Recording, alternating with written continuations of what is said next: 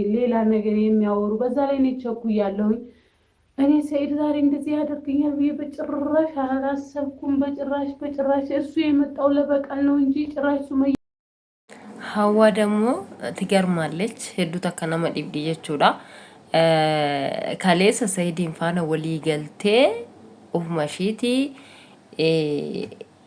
Salaamin dawwaltee waamtee ishii bira dhaabatee itti haasa'aatii ture. Ishii bira dhaabatee yoona nagar liqqabbalinna miimooriin liqqabbalaatallo jedhee ishii bira dhaabatee haasa'aatii ture jechuudha. Sayidoon sijjammaar sayidoo lukarratti kufee boo'ee akka ishiin isii Salaamin waamtu gochuu miti. Garuu jechuudha isuma dhugaa dubbachuudhaaf Hawaan amma yommuu fakkeeffattu hedduu takkan ajaa'ibdee akkuma beekamu kaa ijoolleen warri deeggartoonni Sumayyaa Sayidoo jalatti gaa koomentiin isaan barreessaa jiran argaatuma jira jechuudha. Hundi keenyaayyuu እንደውም amma kana booda Sumayyaan akka mucaayyuu ittiin argisiisnedha jechuudha kan isaan jechaatii jiranii.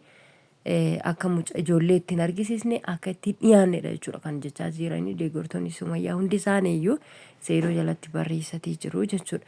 So gaafa isa kana amma duula aga kana argitu Hawaan illee yaada ishee jijjiirratte jechuudha. Osoo isheen achi dhaabattee waamtee intalittiin achitti dhuftee ishii dubbistee osoo ishee wajjin jirtuu miti Sayidoon achitti kan ishiitti dhaqee intalittiitti osoo isaa wajjin taa'anii haasa'anii dhaabattee isheen dubbisaa jirtuu miti. Kaseedoon naqee raawwatee isheedhaan mucattiitti gadi ba'ee mucattiidhaan rifachiise. Innaa orgammoo poolisiin Sayidootti dhufee waggaa poolisiin Sayidootti dhufu isheen poolisii fiduu deemtu inuma jirtii turte. Yeroo sanatti harkaa miliqxee baate jechuudha. Zadee kana zadatteeti. So hundumtiyyuu hojiidhuma mataa ofiitiif jechuudha kan hojjetaa jiru malee dhimma nama tokkootiif jedhee namni hojjetaa jiru tokkoyyuu hin jiru. Kanattaan Sayidoon garuu hin shawwadame gaafan itti ilaalee jedhu isuma dhugaa dubbachuudhaaf hin shawwadame jechuudha. Salaamin awwaarraduutti jedhee Salaamin meemoorii duraa sana yaadannoo isa sana irraa fudhachuudhaaf jedhee garuu ilmoon isaa akka isatti mul'anne akka taatu taasise jechuudha. So Sumayyaan Salaamin hedduu akka jaallattu hundi keenya hin beekna.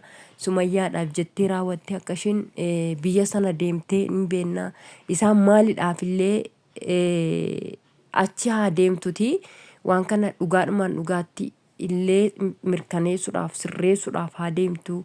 Yookiin immoo sharriidhaaf illee haa deemtu. Garuu sababni ishiin deemteef maanni Sumayyaadhaaf jetteeti jechuudha malee dhimma ishiitiif jetteeti miti. Kanaaf iyyuu jechuudha amma namoonni baay'een illee Sayidoo irratti murteessa. Maaliif hoo jettanii akkuma hiriyoonni Sumayyaa yookiin immoo hordoftoonni Sumayyaa isa jalatti koomentii dhaqanii barreessanii waa meeqa jedhanii kana edda yaadnati deemte fi yaada waa'ee mucaa sanaa mirkaneessuti.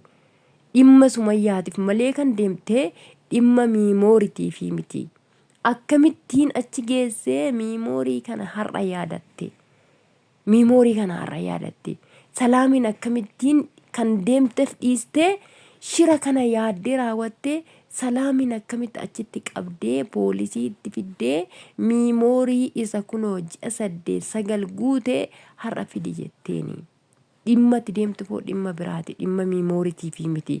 Miimoorii sana akkamittiin yaadattee har'a waa'ee isaa dubbatte. Dhimmichatti deemteef dhimmatti dubbachuu deemte dhimmatti sirreessuu deemte dhimma biraati hoo. Sini galte akkas jechaatii jiru jechuudha. Jarri warri Sumayyaa waliin jiranii akkas jechaatii jiru jechuudha. Kanaafiyyuu ati gongumayyuu miimooriidhaaf deemte malee mucaa sana beeksisuudhaaf miti. Mucaa sana dhiiga ilaalchisuudhaaf miti.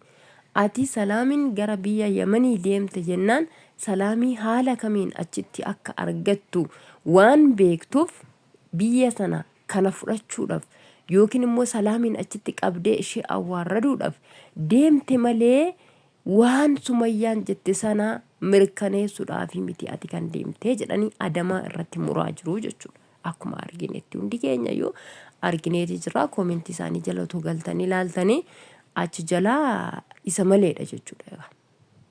Amma kaa Sumayyaan immoo achi jalaa ilaalti miti reedhatte. Sumayyaan achi jalaa ilaalti. Oduma Sumayyaan illee keessa isheetti waan kana yaaduu baatte, oduma ishii waan kana illee keessa isheetti itti yaaddee tassaabuu baatte, koomentiin kuni akka ishiin yaada kana yaaddu ishee taasisa jechuudha.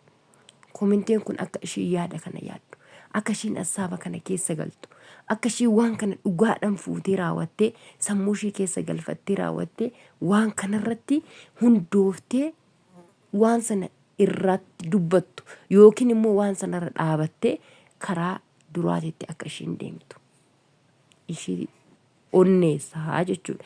Jechoonni jarra achirratti jedhanii fi wantoonni amma Saidoon achirratti raawwate sun jechuudha. Amma kaa dubbiin waa baay'eedha jechuudha. Viidiyoon Saidoo irratti bari addaan bakka deemaa jedhani malee wal biraa ishiinis Salaaminis biraa hin deemne. Saidoonis hin deemne, murtii tokko murteessanii wal biraa hin deemne jechuudha. Hundi keenya akka arginetti poolisii isa Salaamiin fiddeessu tokkicha sanatu iyyuu deeme malee poolisoonni Saidoon itti fidde Salaamitti fidee arfan sun hin deemne. Isaan achuma akkanuma irraa gaggaragalanii achuma turani jechuudha. Salaamiin garuu yeroo sanattuu ittiin falmaa turte hin deemne jechuudha. Iddoo sanarraa falmaanitii turte dhaabatte. So kanaaf iyyuu jechuudha ergasii kaameraa duubatti viidiyoo nuti argine sana malee dudda duuba kaameraa maaltu akka ta'e yookiin immoo viidiyoon ganaa gadi lakkifamu jiraachuu danda'a. Maaltu akka uumame maaltu akka ta'e hin argine jechuudha. Amma nuti kan nuti irraa odeessaa jirru yookiin kan nuti irraa haasaa jirru kaameraa viidiyoodhuma argine sana qofadha jechuudha. So maaltu akka ta'ee jiru, Salaamirra maaltu akka ga'ee jiru, Saidoorra maaltu akka ga'ee jiru wanti nuti argine tokkollee hin jiru. Kanaaf iyyuu jechuudha wantichi isaa baay'ee ulfaataadha. Rabbummaan namti karaatti haa deebisu malee baay'ee tokko ulfaata. Egaa akka Hawaan jechaa jirtutti bilbilli Salaamii cufaadha. Miseejiin haa deebisaa hin jirtu. Yoon bilbileef bilbilli hojjetaa hin jiru.